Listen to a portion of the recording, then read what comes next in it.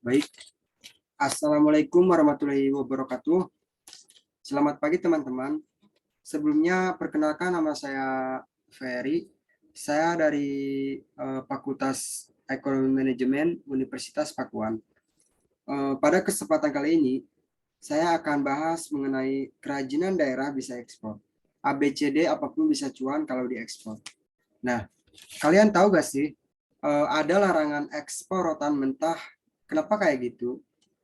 Saya cukup setuju dengan pemerintah. Kalau misalkan ekspor rotan mentah, ujung-ujungnya bahan baku untuk industri rotan itu sendiri di dalam negeri diekspor tuh kurang karena petani-petani atau pengepul-pengepul di daerah tuh bisa jualan langsung semua, yang mengakibatkan harga rotan sangat-sangat mahal sekali.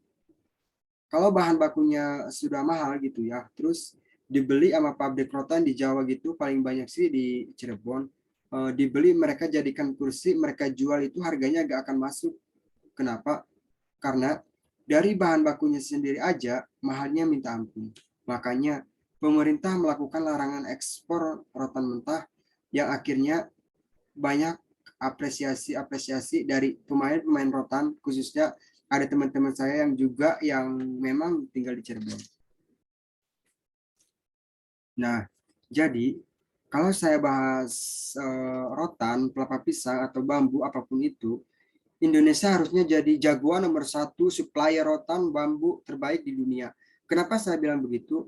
Karena sebenarnya 85% bahan baku rotan itu adanya di Indonesia, teman-teman.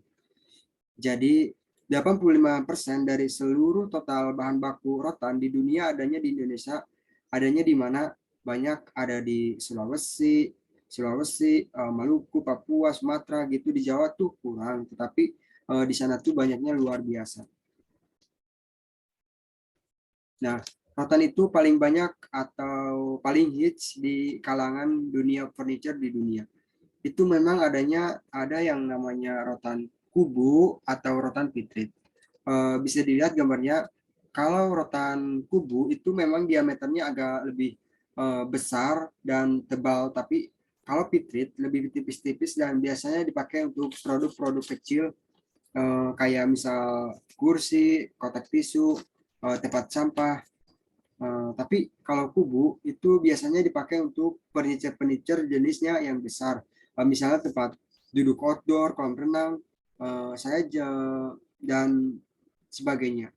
Jadi itu tuh menurut saya jenis rotan yang cukup laku di dunia internasional. Nah, bambu bisa dibaca teman-teman, bambu pengertiannya. Nah, ini tampah. Tampah ini kalau misal di kita itu kan di Indonesia biasanya dipakai untuk menepi beras, tapi kalau di luar negeri itu bukan dibuat untuk beras, tapi dijadikan hiasan dinding di luar negeri itu. Nah, jadi tampah ini dijual di salah satu marketplace di Amerika namanya ortibart.com. Itu harganya $299 atau $300. Kalau kita rupiahkan ke Indonesia kurang lebih 4,5 juta rupiah. Satu tampah 4,5 juta rupiah. Bayangin teman-teman. Kalau kita lihat di pasar, tampah itu dijual dengan harganya 11 sampai 20 ribu rupiah. Kok bisa? Semuanya bisa kalau misalkan kita ngerti caranya edit value dan nilai tambah. Kalau di website itu di website marketplace luar negeri, mereka jualnya bukan dengan sebutan tampah, tapi bambu wall art. Artinya adalah seni bambu, kerajinan bambu yang ditempel di dinding. Wow. Jadi kalau misalkan tanpa 12.000 diganti nama jadi 4,5 juta rupiah. Nah, ini ada pelepah pisang. Selain buah dan daun, pelepah pisangnya juga bisa dimanfaatkan sebagai material pembuatan kerajinan.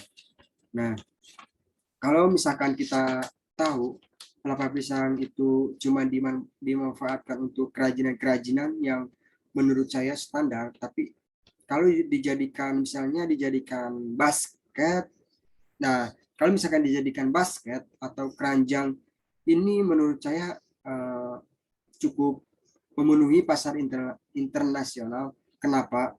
Karena orang-orang bule itu sukanya yang seni, yang art, terus eco-friendly gitu ya. Terus mereka tuh gak demen atau gak suka sesuatu yang dibuat itu kayak tidak ramah lingkungan. Tapi kalau produk dari pelapa pisang ini sendiri itu sangat-sangat ramah lingkungan sekali.